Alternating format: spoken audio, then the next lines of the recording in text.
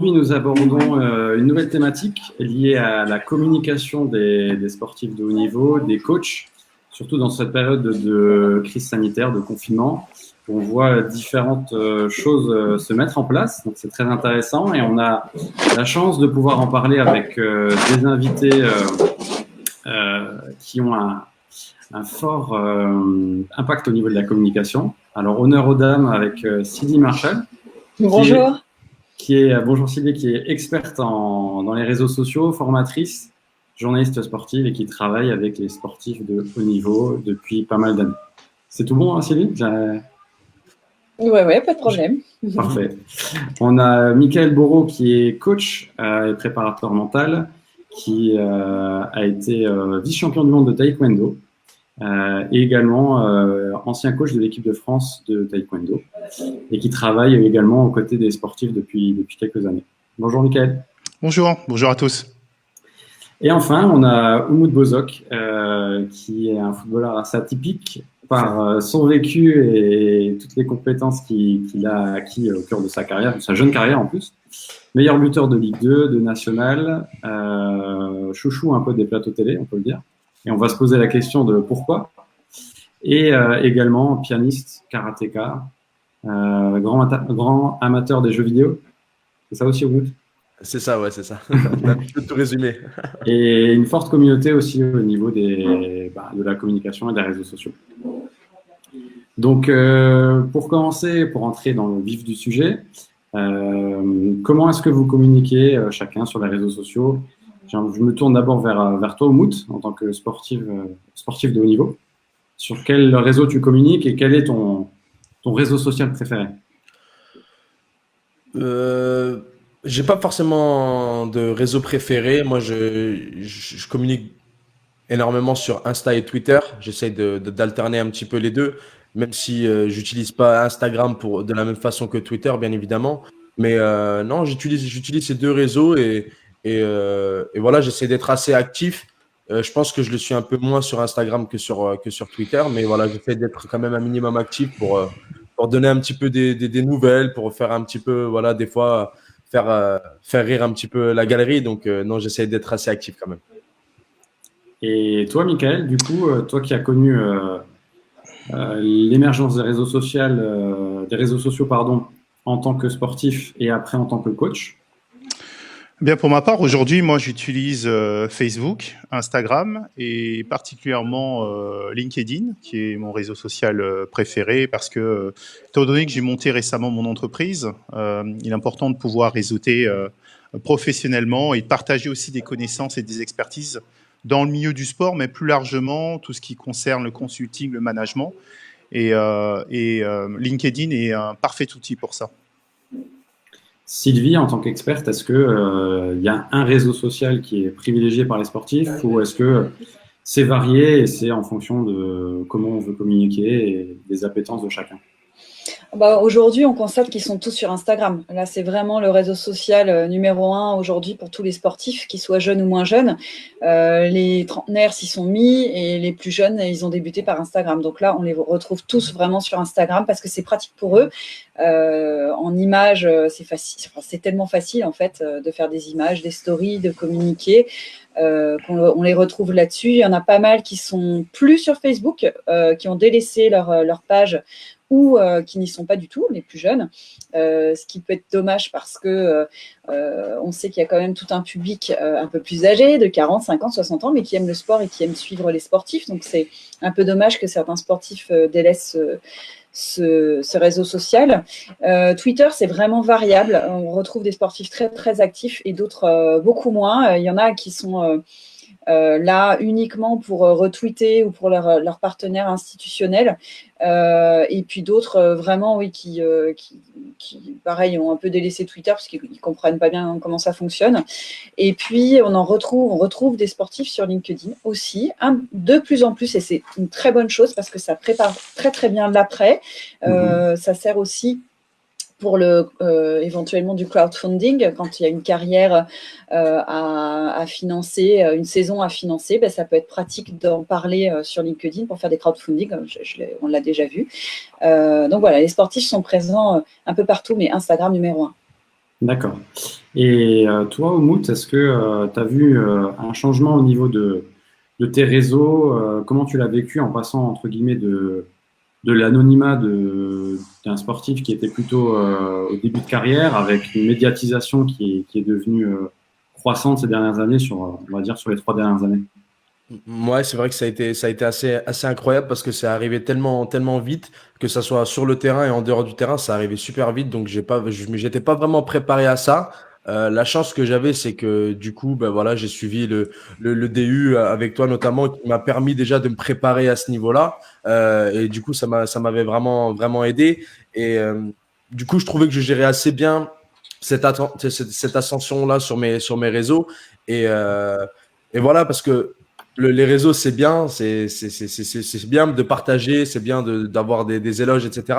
Mais des fois aussi, il faut faire attention aux risques que ça peut produire. Donc, pour le moment, moi, j'ai pas eu de problème. Tout se passe bien enfin, voilà, la plupart du temps, ça se passe bien. Donc, non, j'essaye de bien gérer et pour l'instant, je trouve que ça va. Et est-ce que tu les gères seul ou est-ce que tu t'entoures? Comment tu t'organises? Bah, pour le moment, je pense que j'ai déjà une belle communauté, mais je pense que j'arrive pour l'instant à gérer moi-même. Voilà, j'essaie vraiment de gérer pour aussi apprendre à gérer des réseaux sociaux. Donc pour le moment, je gère moi tout seul, mais peut-être que si un jour tout se passe encore mieux pour moi et que ça croît encore plus, pourquoi pas, voilà, faire appel à des professionnels dans ce domaine-là. Mhm. Michael, toi qui as vu du coup la communication et les réseaux sociaux des deux côtés en tant que sportif et coach, est-ce qu'aujourd'hui c'est important pour un sportif de bien communiquer? Oui, c'est évident. Moi, pour ma part, lorsque j'étais sportif, j'ai commencé ma carrière en 96. C'était pas encore l'avènement des réseaux sociaux. De ce que je me rappelle, moi, c'était MySpace. MySpace, pour moi, ça date de 2004, où c'était une sorte de blog où on pouvait partager des informations personnelles, des goûts, et c'était aussi ma façon de montrer un petit peu mon identité en tant que sportif. Donc, ça m'a permis de créer des liens, de trouver des partenaires. Et c'est pour moi, voilà, la vision de la communication, c'est avant tout ça pour les sportifs. C'est vraiment créer une communauté, mais surtout aussi attirer peut-être des clients ou des partenaires potentiels. Connaissant les aléas du statut de sportif de haut niveau, il est important que les sportifs puissent grandir leur communauté et pourquoi pas avoir des subventions, des aides personnalisées grâce à tout ça, quoi. Mhm. Est-ce que, je me tourne vers Sylvie, est-ce que il y a une évolution de la communication des sportifs en France? Est-ce qu'on constate certaines choses? Est-ce qu'ils communiquent mieux qu'à l'étranger? Est-ce que ou pas? Est-ce que c'est quelque chose de facile pour eux? En tant qu'experte, quelle vision tu as de ça? Euh, Disons qu'il y a des progrès à faire. Si on suit des grandes stars à l'international et notamment dans les pays anglo-saxons, je pense vraiment aux États-Unis, là, ils sont beaucoup plus forts que nous. C'est un peu comme s'ils avaient ça dans le sang, ils ont un peu tout compris au marketing, au personal branding, hein, la marque personnelle, ça c'est quelque chose qu'ils savent très très bien faire. Si on regarde une Serena Williams ou une Lindsey Vonn, la skieuse, elles savent très bien faire ça. En France, c'est plus compliqué. Il n'y a pas forcément beaucoup de professionnalisme.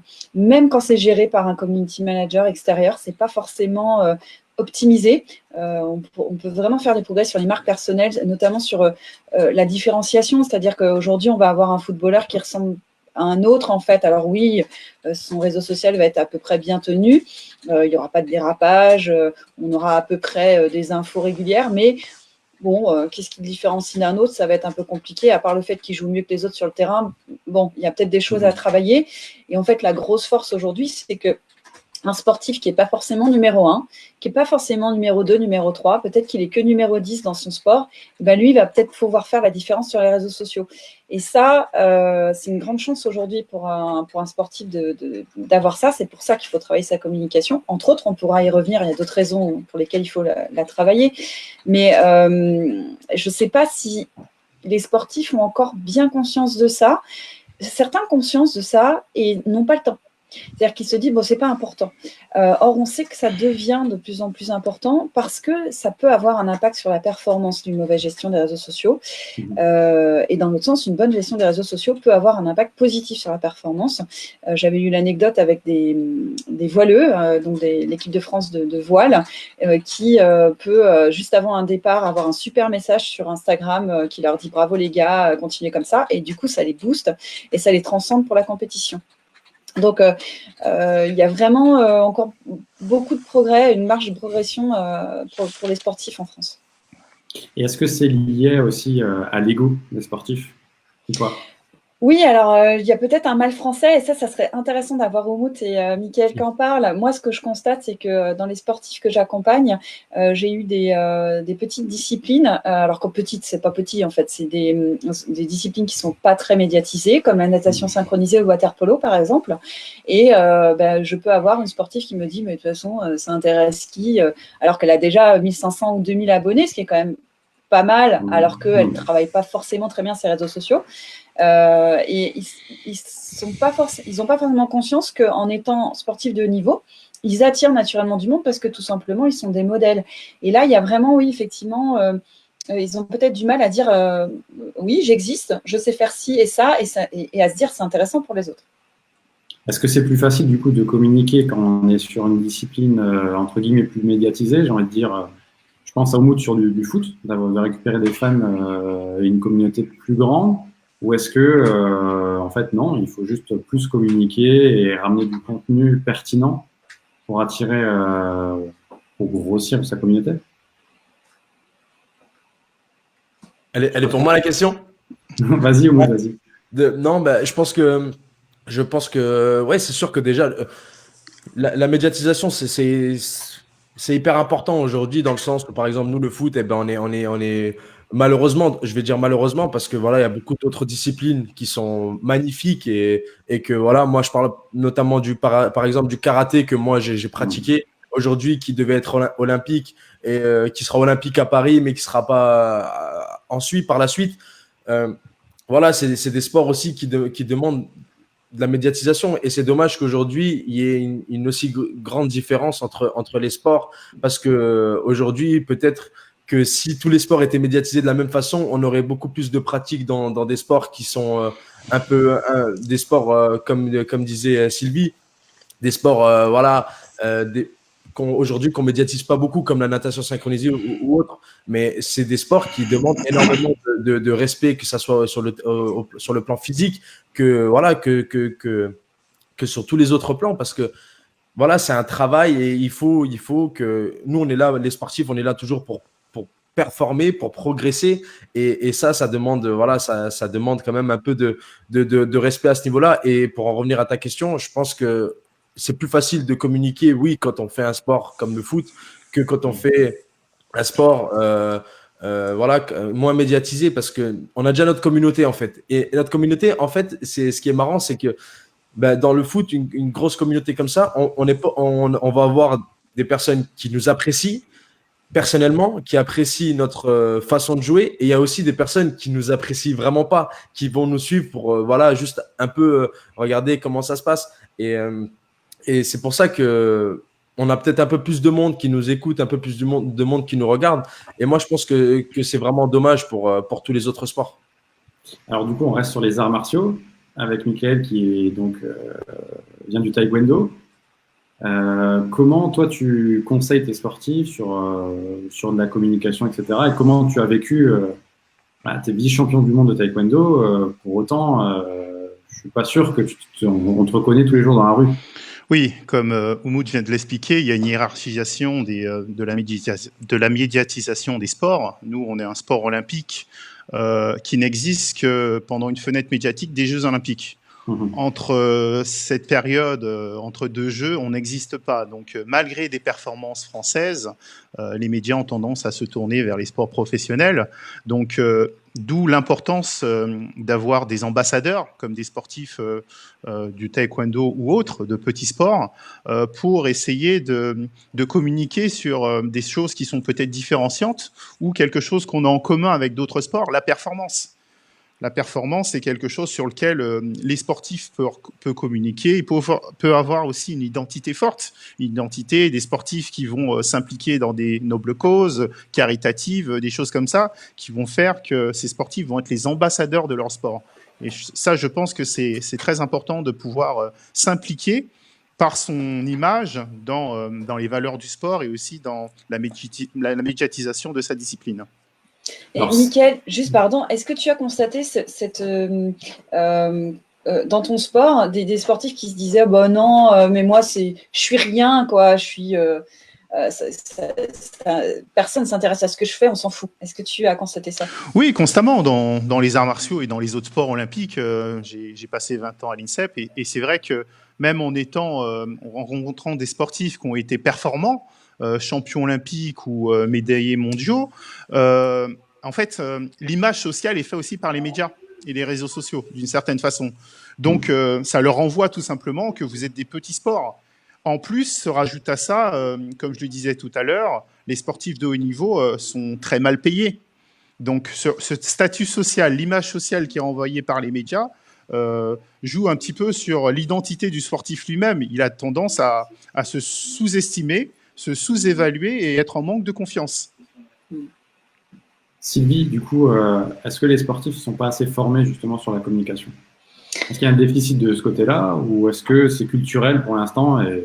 Alors, c'est sûr, c'est culturel. De toute façon, la communication, on n'est pas un pays de grands communicants. Encore une fois, les anglo-saxons sont bien meilleurs que nous. Après, alors, peut-être Oumoud pourra répondre, mais je crois qu'il y a des petites formations. Enfin, c'est pas je crois, je sais que l'UNFP, par exemple, fait des petites formations dans les clubs. Alors, je ne sais pas combien de temps ça dure. Je pense qu'on est plus sur de la sensibilisation qu'une réelle formation. Il n'y a pas une offre aujourd'hui de formation. On va avoir des petites choses. On va avoir un attaché de presse qui, pendant 3 heures, va former ses sportifs juste avant les Jeux Olympiques. On va avoir un intervenant peut-être qui va être appelé par la Fédé, qui va intervenir 2 heures, 3 heures. Parce qu'en fait, ce qu'il y a, c'est que les sportifs n'ont pas le temps. Aujourd'hui, c'est la réponse qu'on nous donne. C'est-à-dire, c'est toujours, non, mais là, il est en compète, puis après, il est en stage, puis après, donc la com... Bon, voilà. Donc, c'est pas intégré. La com n'est pas au même niveau que l'entraînement ou que la nutrition ou que la préparation mentale. Aujourd'hui, c'est le parent pauvre, en fait. C'est le truc pas important. Et je pense qu'il n'y a pas encore une prise de conscience assez forte des conséquences, encore une fois, d'une mauvaise communication ou d'une bonne communication sur la performance. Je pense que le lien n'est pas encore fait par tout le monde. Et il y a vraiment un travail à faire de sensibilisation des sportifs, mais aussi des entraîneurs et des fédérations. Il y avait une question qui était posée dans le chat qui fait lien à écho à ce que tu dis, c'est aussi le lien avec les sponsors, d'entretenir ce lien parce que c'est important de communiquer, de valoriser l'image, à la fois en tant que sportif, mais aussi le lien et ce partenariat avec les sponsors. Et c'est pour ça qu'il y a certains sponsors qui vont faire appel aussi à un intervenant réseaux sociaux. Je sais que ça a été fait dans le tennis, je sais plus, je crois que c'était Toyota, mais c'était pas le tennis. Alors bref, je sais qu'il y a des marques qui le font, qui forment un petit peu leurs sportifs. Elles ont tout intérêt puisque derrière, le sportif va poster correctement avec une bonne image et faire la promotion du sponsor. Donc c'est intéressant. Il y a Stéphane Moliens, qui est champion paralympique de tennis de table, qui a posé une question qui fait un constat, et il est bien juste dans ce qu'il dit. Moins la fenêtre médiatique est importante, meilleure doit être la com et les messages transmis. Est-ce qu'aujourd'hui, le sportif, issu d'une discipline un peu moins médiatique, il a pas le choix, il doit être bon dans ce poste, entre guillemets, pendant les Jeux? Est-ce que ça ne rajoute pas une pression supplémentaire et avoir faire l'effet inverse? Vas-y, Mickaël. Moi, j'aimerais rajouter que, pour rebondir un petit peu sur ce que Sylvie nous a dit, c'est bien communiquer, c'est aussi joue sur la performance. Parce que bien communiquer, c'est déjà se connaître soi-même, connaître ses valeurs, son identité, et pour pouvoir axer son acte de communication. Lorsqu'on se connaît bien, on sait sur quoi on peut jouer pour pouvoir performer d'une certaine façon. Et il y a aussi ce côté où on a une communauté qui peut nous encourager, qui peut valoriser un petit peu notre préparation, et on peut se retrouver aussi transcendé par tout ça pour aller performer, par exemple, aux Jeux Olympiques. Donc ça, c'est quelque chose de positif. Et là, vas-y. Ouais, et donc par rapport à ta question, c'est vrai que les sportifs dans les petites disciplines n'ont plus le choix. Alors il y en a qui l'ont bien compris, c'est dans les disciplines freestyle comme le surf ou ceux qui font du ski freestyle. Eux, ça fait longtemps qu'ils marchent avec des sponsors, c'est eux qui les font vivre. Donc ils communiquent assez bien, ils ont bien compris ce lien avec les sponsors. Mais il est évident qu'aujourd'hui, une petite discipline ne peut plus se passer des réseaux sociaux. Après, il y a juste quelque chose, c'est qu'on ne peut pas se forcer, on ne peut pas forcer sa nature. Et là, je rejoins Mickaël. On va pas, il faut se connaître soi-même. Si son truc, c'est d'être réservé et discret, on va faire un minimum sur les réseaux sociaux, mais on ne va pas être une star, on va pas devenir un influenceur. Mais malgré tout, même si on est très discret, qu'on n'a pas envie de se mettre en avant, aujourd'hui, il faut une vitrine. Il faut le strict minimum qui fait que on a quelque chose qui dit qu'on est sportif de haut niveau et qu'on représente son pays si on est en équipe de France. Donc, être authentique et vrai et pas se forcer à se donner une image qui pourrait se retourner contre nous. Exactement. Et je pense que c'est ce qui fait la force de Umut. Et Après, pour rejoindre Sylvie, excuse-moi Thomas, je te coupe, c'est que je suis d'accord. On peut être. Moi, de base, j'étais quelqu'un de très timide et je trouve qu'aujourd'hui, les réseaux, ça m'a permis vraiment de m'ouvrir un petit peu plus facilement et de m'ouvrir plus aux gens.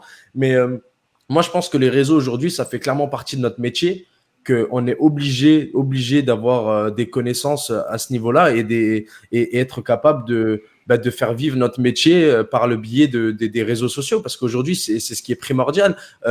Pour les petits sports, comme on les a appelés, malheureusement, on sait que il va falloir bien communiquer avant les jeux, par exemple, et que c'est hyper important.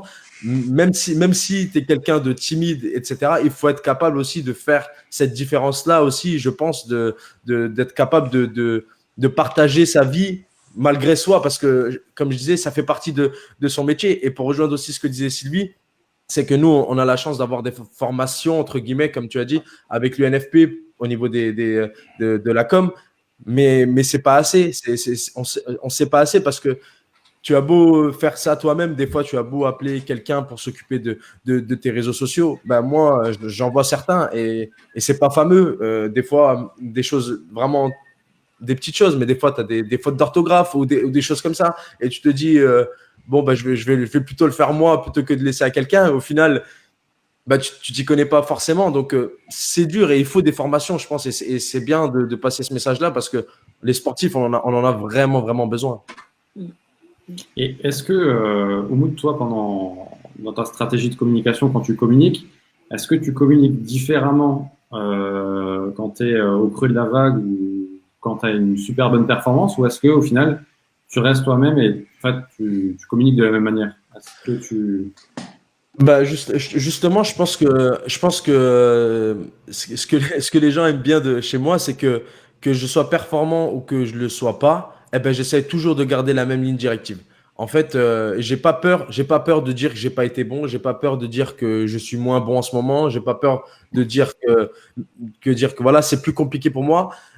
Dire que je suis bon, etc., ça, je le dirais pas parce que voilà, je suis quelqu'un je suis pas comme ça, etc. Mais quand je suis pas bon, je suis capable de le dire et même de le dire aux gens qui me écoutent et qui me regardent parce que c'est comme ça que les gens vont comprendre que tu es un vrai professionnel. Tu es capable de dire quand tout va bien et aussi quand tout va mal. Et c'est dans ces moments-là que c'est le plus compliqué. Donc, je pense que c'est quand c'est le plus compliqué qu'il faut communiquer aussi. Parce que si on communique que quand tout se passe bien, eh ben, on va se dire, bon, le mec, ça se passe bien, tant mieux pour lui. Mais quand ça se passe mal, eh ben, on n'a plus de nouvelles, plus de sons, plus d'images. Alors que je pense que, par exemple, pour un cas comme un footballeur, quand ça se passe mal, des fois, partager des séances qu'il fait chez lui ou des séances avec un prépa physique, des séances personnelles, c'est super intéressant et les gens vont se dire, d'accord, il est pas bon en ce moment, il le sait, mais il sait aussi qu'il doit travailler. Et donc, c'est là c'est là que les gens vont se dire, bah, c'est un professionnel. Oui. Mickaël, tu veux peut-être rebondir là-dessus? Oui, je voulais rebondir un petit peu sur le côté, on parlait d'authenticité et ce que Oumout a relevé, c'est le côté proximité, créer un lien social, c'est créer une proximité avec les autres. Et le fait qu'on le voit dans, on va dire, humain, en fait, tout simplement, rapproche un petit peu de sa communauté et on dit oui, il est comme moi et il sera un modèle existant. Et en fait, la notoriété d'un sportif, c'est aussi sa personnalité, c'est aussi sa performance, son image, et c'est un petit peu tout ce phénomène qui crée qu'il arrive à avoir des milliers de followers, quoi. Donc, je pense que sa stratégie, elle est bien rodée.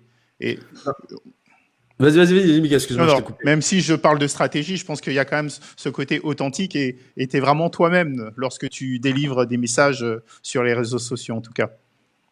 Ah, c'est gentil, merci Mika. Mais je voulais rebondir sur ce que tu viens de dire, c'est que on doit être des exemples pour les enfants ou même pour des adultes sportifs, mais surtout on doit être des exemples humains parce que aujourd'hui il y a plein de personnes qui aimeraient être à notre place et ça on le sait tous. On voit des fois on va dans la rue, on voit des petits jeunes qui jouent au ballon, qui tapent le ballon dans la rue, on se dit eux leur rêve quand ils vont au lit le soir, c'est d'être sur un terrain de foot avec des milliers de personnes. Je prends l'exemple pour moi bien sûr, mais si pour les parents de ces enfants-là, on montre une image d'un sportif qui est sérieux, d'un sportif qui est professionnel, mais en plus de ça, de quelqu'un qui est sympathique, de quelqu'un qui est souriant et qui est respectueux, ben là, les parents, ils vont encore plus pousser leur enfant à faire ce sport-là. Et c'est comme ça que aussi la population du foot ou bien autre, ben, elle va augmenter. Et c'est comme ça qu'au final, on va avoir plein de sportifs de haut niveau. Alors du coup, on est dans une période aussi, on va faire le lien avec ce confinement et cette période compliquée pour tout le monde. Est-ce que Sylvie, tu vois des différences dans la communication des sportifs sur les réseaux? Est-ce qu'on voit des choses différentes ou est-ce que les sportifs communiquent de la même manière? Alors le confinement, c'est absolument formidable pour ceux qui suivent le sport parce que on voit des sportifs hyper créatifs et des sportifs qui montrent autre chose. Et ça, c'est vraiment que du bonheur parce que c'est beaucoup de sourire, c'est beaucoup de dynamisme. Ça nous fait tenir, hein, clairement, quand on voit Geoffrey Soupe, donc que j'ai eu en Insta Live il y a quelques semaines. Lui, c'est un coureur cycliste pro. D'habitude, sur son Instagram, on voit du vélo. Bon, c'est bien, c'est normal. Mais là, il est chez lui. Il a un nouveau-né. Il a une femme, un autre enfant, et il a montré un petit peu ça. On n'avait jamais vu ce côté-là de lui. Il a fait du sport avec son nouveau-né. Il cuisine pas mal. Et on voit des choses qui, comme vous disiez, qui nous rapprochent de l'humain, qui nous rapprochent de lui. Et il m'expliquait qu'il avait pris 1000 abonnés entre le 15 mars et le 15 avril. Donc, c'est que ça fonctionne. Et puis, on voit d'autres choses. On a vu d'autres talents, par exemple une Camille Serme qui est championne de squash ou un Corentin Moutet qui est tennisman. Et ben ils chantent. Voilà, Camille Serme, elle chante très très bien, elle a une très belle voix. Corentin Moutet, il fait du rap. On a vu aussi des gens, des sportifs qui faisaient de l'humour. Un Adrien Van Beveren, donc qui fait de la moto, qui nous dit non, je raccroche, je fais plus de moto, je vous apprends que maintenant je fais de la fléchette.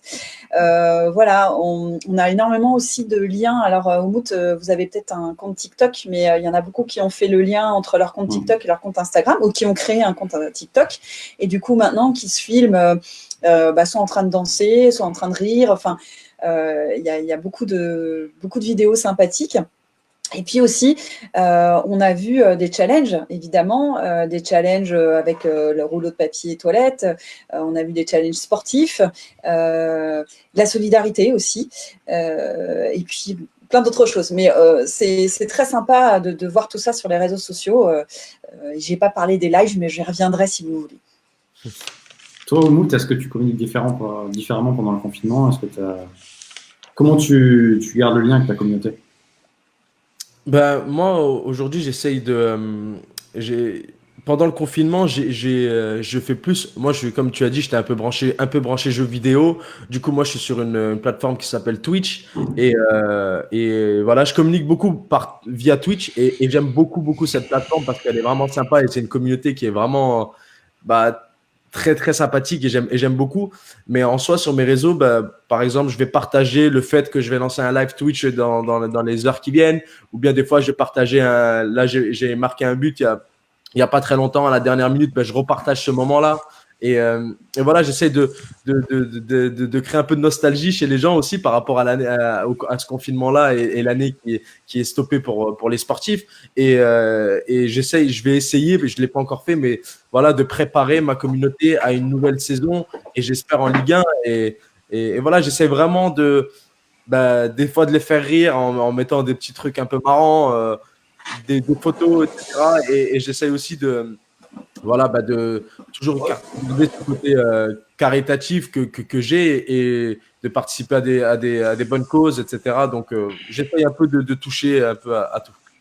Et toi, Michael, est-ce que tu communiques différemment ou pas? Oui, moi auparavant, je communiquais un petit peu à tout va en fonction de mes inspirations, de mes convictions. Et aujourd'hui, étant donné que j'ai monté ma société Human Performance, j'essaye d'affiner un peu plus ma communication autour de thèmes comme la santé mentale pour le sportif, l'accomplissement, l'accompagnement au changement, qui est vraiment l'axe prioritaire de ma société. Et donc, j'affine un petit peu tout ça.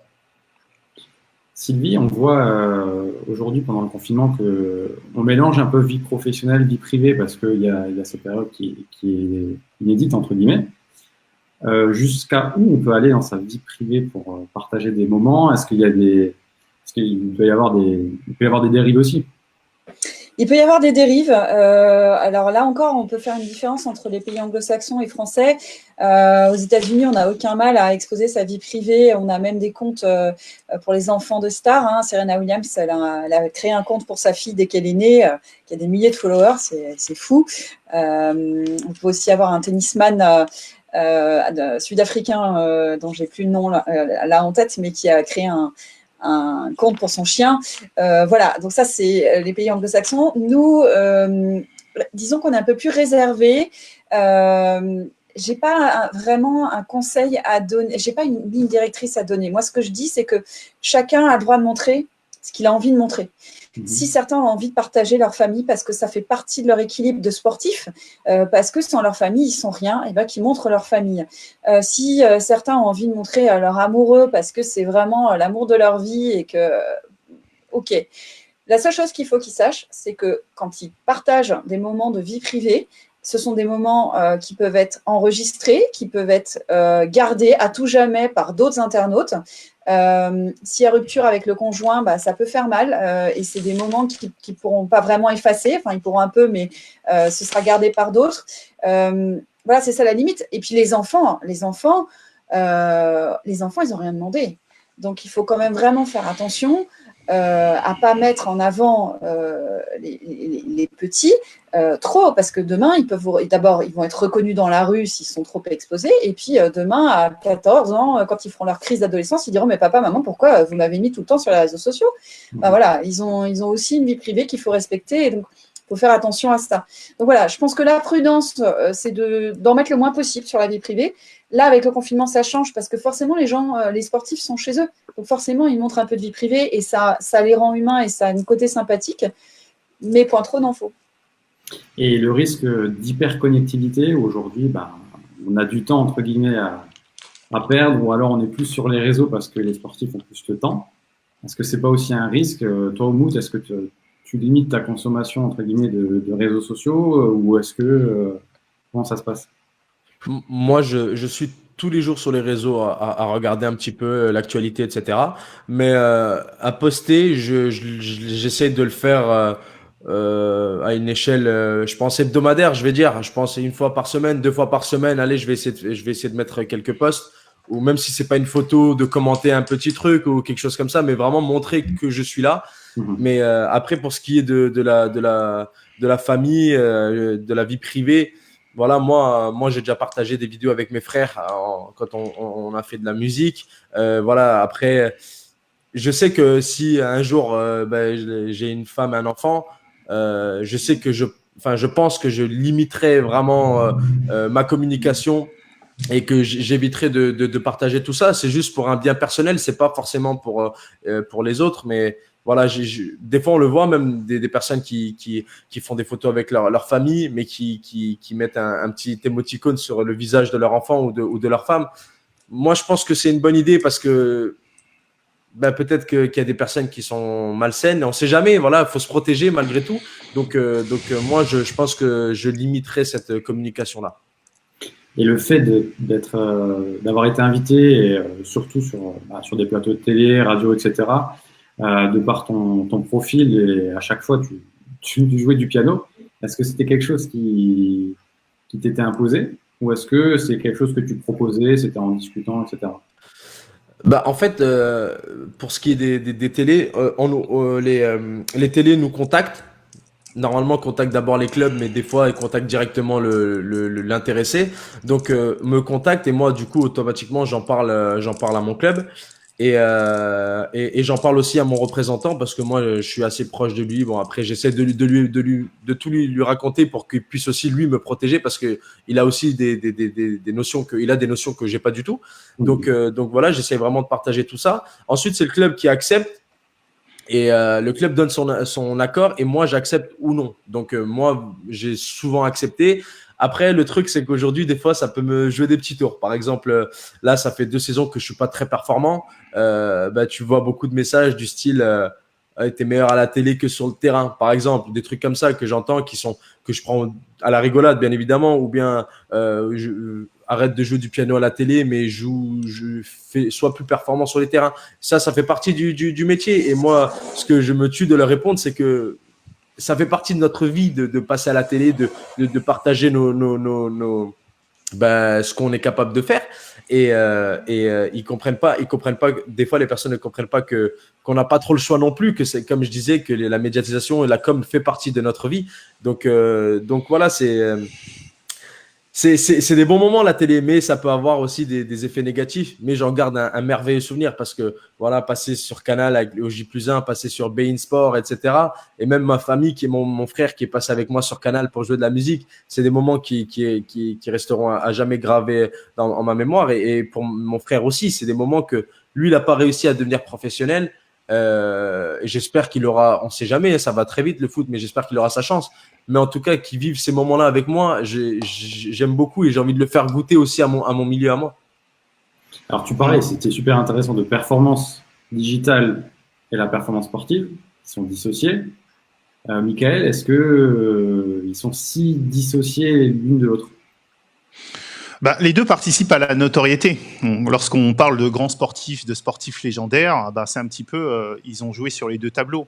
Tous les sportifs qu'on connaît lorsqu'on ouvre un bouquin sont ceux qui ont performé par leur talent, mais aussi leur personnalité, comme je disais tout à l'heure.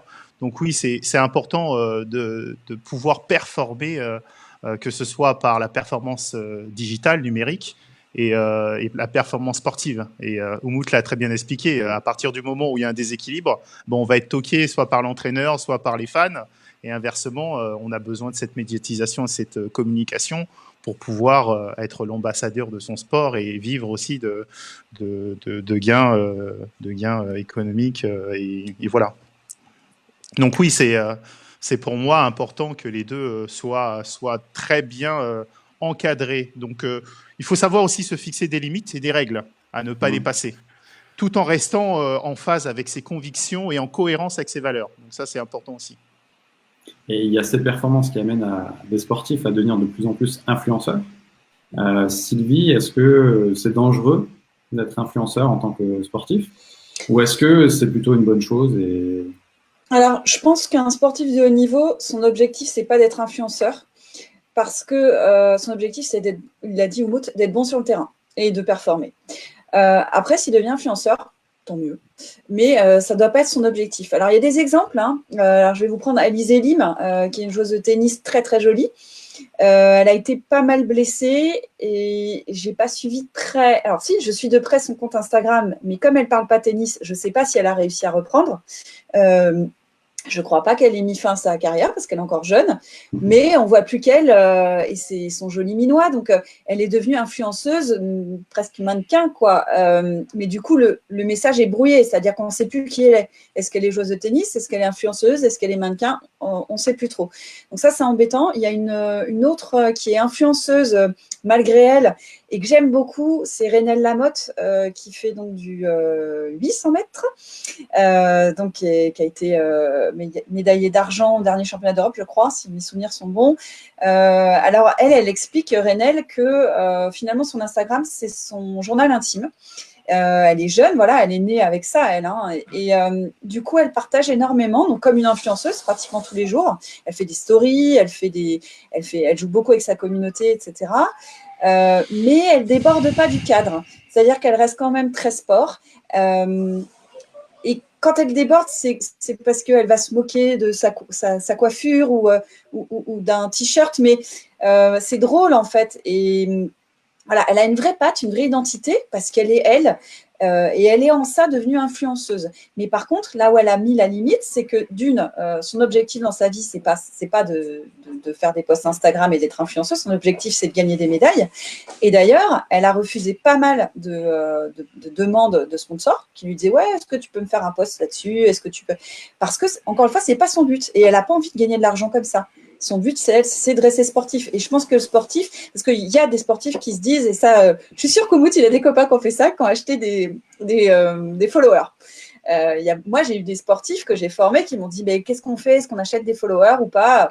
Mais surtout pas. C'est pas le but, encore une fois, d'avoir 3 millions d'abonnés. C'est pas le but. Surtout que quand on achète des followers, c'est des followers qui vont pas derrière cliquer, qui vont pas interagir, qui vont pas envoyer de message. C'est des followers un peu fantômes. Alors, ils existent vraiment. En général, ils sont en Inde. Il y a aussi, on peut acheter des followers français, mais je suis pas sûre qu'ils soient très, très actifs non plus. Donc voilà, on faut pas fabriquer une communauté. Encore une fois, le sportif, son but, c'est pas d'avoir une énorme communauté et d'être influenceur et de poster tout le temps. Son but, c'est de gagner, en fait. Et donc, c'est pas le nombre de likes et de commentaires, entre guillemets, qui importe sur le sportif, mais c'est d'avoir une communauté qui lui ressemble. Alors, c'est pas le nombre d'abonnés qui compte. Par contre, les likes, c'est bien. Vaut mieux quand même avoir des likes quand on partage quelque chose. Vaut mieux avoir des gens qui commentent et qui repostent ou qui retweetent. C'est quand même mieux parce que si on poste des trucs et qu'il n'y a jamais aucun like, c'est pas bon signe. Ok. Et toi, Mout, est-ce que, du coup, dans le vestiaire, est-ce qu'entre footballeurs, vous vous donnez des petits conseils? Est-ce qu'il y en a qui sont plus en difficulté? Est-ce que vous échangez sur la communication ou pas? Bah, vraiment, non, pas du tout. On n'échange vraiment pas à à ce sujet-là. Pourquoi? Je sais pas trop. Après, c'est parce que vraiment la communication, ça reste quelque chose de personnel. Donc, je pense que on veut pas trop s'étaler là-dessus. Et dans les footballeurs, je trouve qu'on met un peu trop de côté les réseaux sociaux, alors que c'est très important. On s'en sert vraiment pas bien, et c'est vraiment dommage parce qu'il y a des joueurs qui gagneraient tellement en communauté en gérant au mieux leur réseau. Mais non, vraiment, on parle pas trop de ça. Franchement, je peux même pas te dire pourquoi, mais on n'en parle pas trop. Et il y a une question qui a été posée concernant des codes en fait pour les sportifs, dress code, langage, sponsor, etc. Comment on peut convaincre les sportifs d'appliquer ces codes, sachant qu'ils peuvent être réticents à pas bien comprendre en fait pourquoi et comment. Michael, est-ce que toi, tu as déjà échangé là-dessus sur les sportifs avec lesquels tu as déjà travaillé? Quand tu parles de code, c'est quoi un petit peu Alors, une communication un petit peu lisse ou une stratégie de communication bien axée sur la discipline ou sur la personnalité du sportif? alors là, dans le commentaire, il parlait de dress code. Je pense que c'est par rapport à des événements, par exemple des opérations extérieures de relations publiques où le sportif doit se mettre en costard ou bien habillé et convaincre des sponsors aussi de lui faire confiance, par exemple. Oui, on essaye de sensibiliser. Moi, quand j'étais coach, j'essayais de sensibiliser mes athlètes sur, des dress code à partir du moment où on va vendre sa discipline ou soi-même pour avoir des sponsors et des partenaires. Il était important de bien paraître, quoi, d'améliorer son image et surtout sa communication qui est aussi verbale et aussi non verbale. Donc ça, c'est très important d'appuyer dessus. Et il y a des formations pour ça, que ce soit en média training.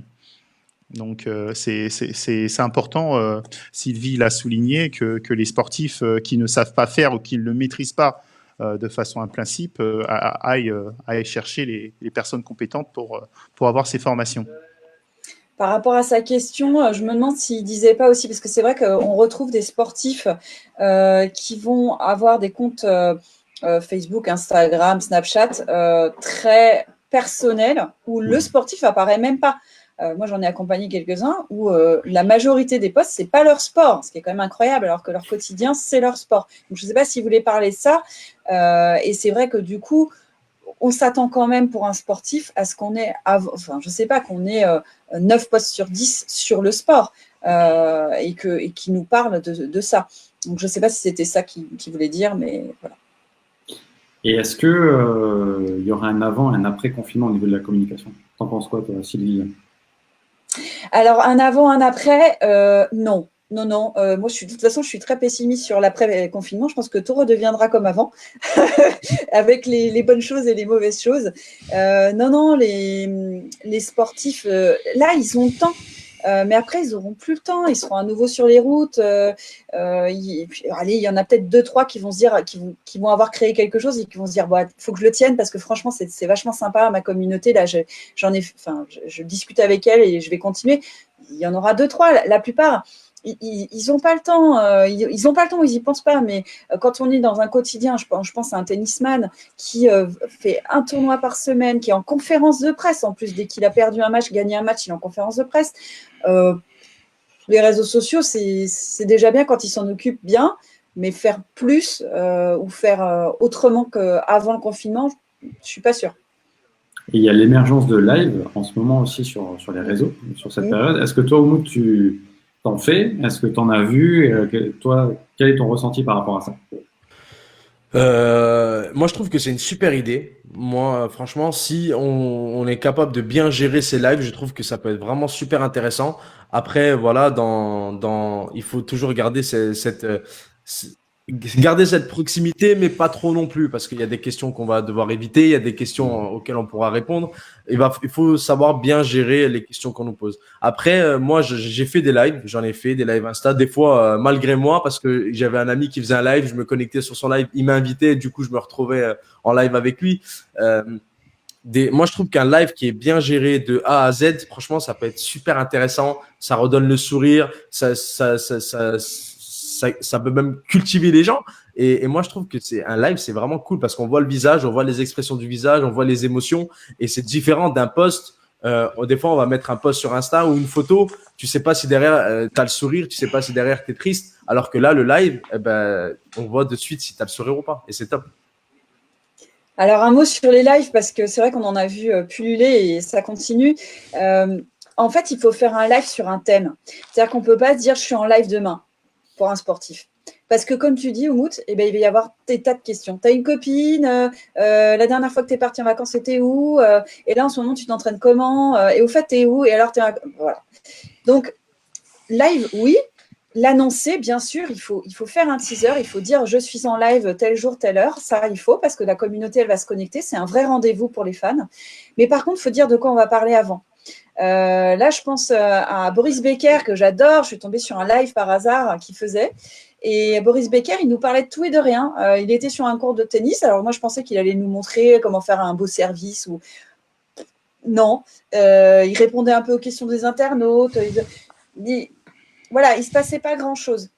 Je pense que c'est important d'avoir vraiment un thème. Et d'ailleurs, c'est moins risqué parce que si vous n'avez pas de thème, vous risquez de déraper et de dire des choses que vous n'auriez pas envie de dire. Et ça, c'est embêtant. Alors, je vais reparler quand même du super live que tout le monde a suivi entre Benoît Paire, les apéros live et Benoît Paire et Wawrinka. Alors, ça a eu beaucoup de succès. Hein. Il y a eu plus de 10 000 personnes qui suivaient en même temps. Ce qui a fait leur succès, c'est le côté authentique, c'est le côté hyper sincère, sans filtre, qui était assez extraordinaire. Après, on sait que l'image de Benoît Paire n'est pas très très bonne par rapport à son professionnalisme.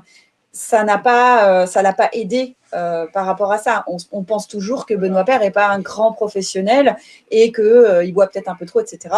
Et en plus, il n'a pas le palmarès de Wawrinka, donc Wawrinka, on lui pardonne peut-être un peu plus de boire une petite vodka le soir parce que lui, il a déjà gagné 3 grands chelems. Donc, voilà, ça a ses limites. Vraiment, les lives, je pense qu'il faut vraiment les cadrer. Il ne faut pas faire du spontané complètement, même si, encore une fois, le côté sincère, ça, c'est sûr que c'est sympa. Et en plus, les gens peuvent interagir, donc c'est vachement sympa. Et toi, Mickaël, sur les différents outils de communication, interviews, réseaux sociaux, les lives, etc., Est-ce que tu en privilégiais plus à l'époque quand tu étais sportif que maintenant quand tu es coach, ou est-ce que un bon mix de tous ces outils est vraiment nécessaire? Oui, aujourd'hui, je pense qu'on est rentré dans l'ère du numérique et c'est nécessaire. Lorsque j'étais sportif, pour moi, je privilégiais vraiment la performance sur le terrain. Je me préoccupais pas trop, on va dire, des réseaux sociaux, de ce qu'on pouvait dire. J'étais vraiment dans ma bulle, quoi. Et pour moi, c'était important de pas me laisser influencer parce que les autres pouvaient dire sur mes performances, ma pratique, autre chose. Aujourd'hui, je pense, oui, que c'est nécessaire et c'est vraiment donner les billes et les outils aux sportifs de poser ses limites, en fait, ses règles et de pas rentrer dans l'influence que les réseaux sociaux peuvent avoir sur leurs prestations, leurs performances. Donc, c'est assez compliqué, quoi. C'est vraiment trouver vraiment le bon équilibre. Et comment toi, par rapport à ta discipline, donc du coup le taekwondo, et c'est une question qui a été posée en commentaire, comment tu as créé toi une communauté? Comment tu l'as fidélisée sur une discipline qui manque de visibilité très clairement? Et puis là, l'exemple, c'est le tennis de table en e-sport. Comment toi, tu as pu créer et valoriser ta communauté Alors, j'ai essayé. L'avantage, c'est que le taekwondo fait partie c'est un sport de combat et un art martial. Donc, il y a cette communauté des sports de combat, que ce soit le judo, les sports d'appréhension, les sports de percussion, la boxe et tout ça. Donc, c'est une grande communauté proprement dit. Ensuite, j'ai voulu essayer de me différencier de ce qu'on pouvait dire des clichés du sportif. J'ai fait des études à l'ESSEC, j'ai fait des formations, donc j'ai voulu essayer de dire qu'on est sportif, mais on est aussi intelligent. On est capable de penser, de réfléchir et de prendre position, des causes nobles, de prendre position politique et même de se positionner en tant que sachant. C'est-à-dire quelqu'un qui a compris à travers son parcours des choses, qui a développé des compétences transversales, capable aussi d'aider les sociétés. C'est très à la mode des sportifs conférenciers parce que les valeurs du sport sont aujourd'hui des valeurs qu'on peut utiliser dans le monde économique. Donc c'est vraiment sur cet axe-là que j'ai essayé de sortir un petit peu du lot. Sylvie, est-ce que tu peux rajouter des petits points sur lesquels les sportifs peuvent jouer, ou des petits outils qu'ils peuvent mettre facilement en place il faut se considérer comme un ambassadeur de son sport et donc finalement prendre le relais par rapport à sa fédé. Donc, il va falloir communiquer beaucoup. Du tennis de table en e-sport, effectivement, je ne suis pas de compte de tennis de table en e-sport. Je vais le faire, Esteban, mais pourquoi je ne le suis pas? Parce qu'il n'y a pas eu encore une vidéo qui a fait un buzz, donc un buzz qui traverse toute la planète. Et puis, voilà, je ne suis pas encore tombée sur le truc, la petite vidéo. Voilà. Donc, il faut réfléchir en fait à une stratégie réellement, se dire, OK, qu'est-ce qu'on montre? Qu'est-ce qu'on peut montrer? Le handisport, il y en a peut-être qui ne savent pas que le tennis de table, c'est accessible au handisport. Donc, peut-être montrer vraiment son handicap, vraiment ne pas le cacher et se dire, voilà, vous voyez, j'ai une main en moins, j'ai un bras, j'en sais rien, ou je suis déficient visuel et j'arrive quand même à… j'en sais rien, mais montrer peut-être ce côté-là. Et puis après, le tennis de table, c'est quand même assez spectaculaire. Donc là, moi, je ferais beaucoup de vidéos sur le tennis de table. Il y a des coups. Ça, par contre, j'ai déjà regardé des vidéos avec des coups absolument exceptionnels, des échanges exceptionnels qui durent longtemps. Ça, j'adore regarder ça.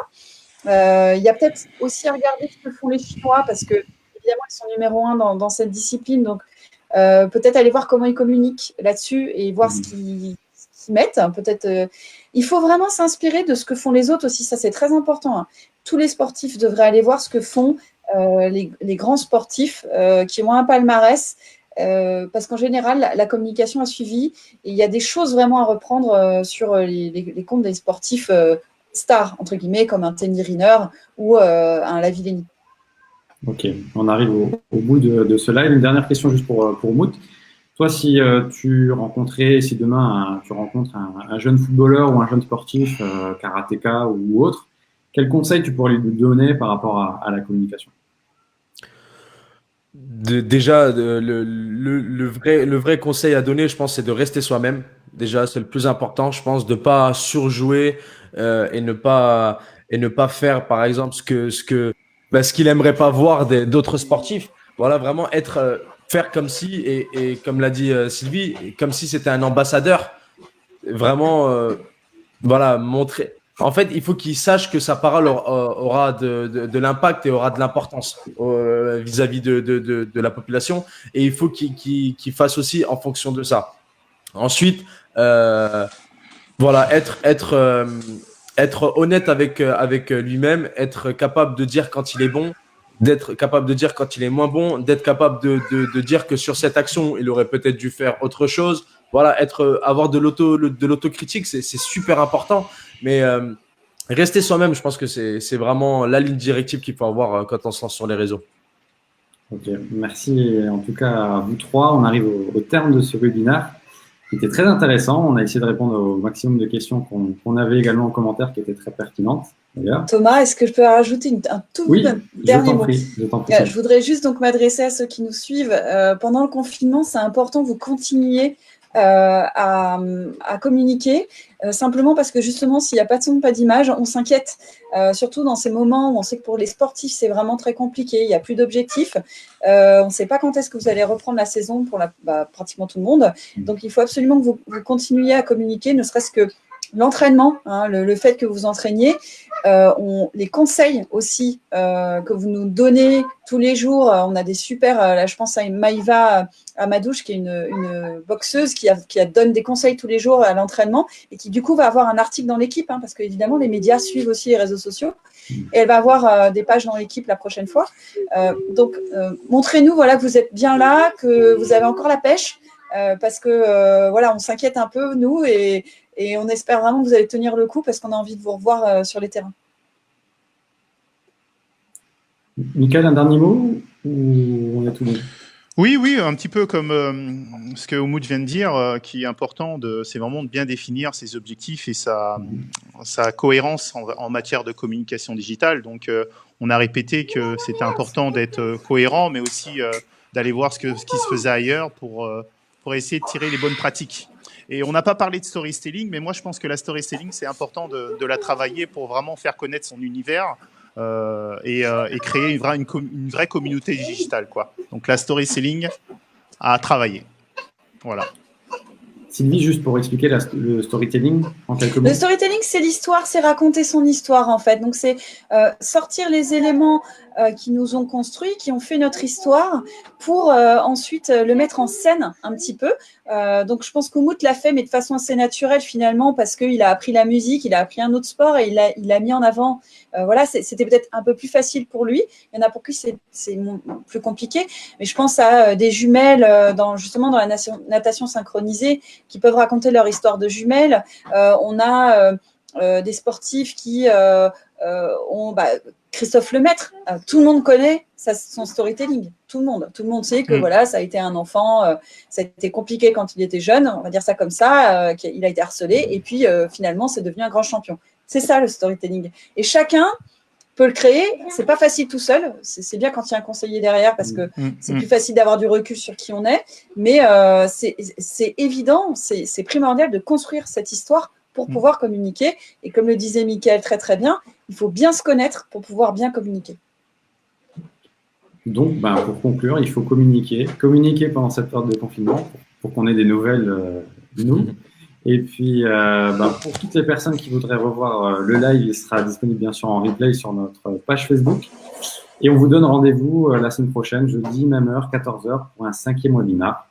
Donc, je vous remercie, vous trois, déjà, d'avoir participé au webinaire, à toutes les personnes qui ont suivi le live. Et puis, on vous souhaite à tous un bon week-end confiné. C'est bientôt terminé, on l'espère en tout cas.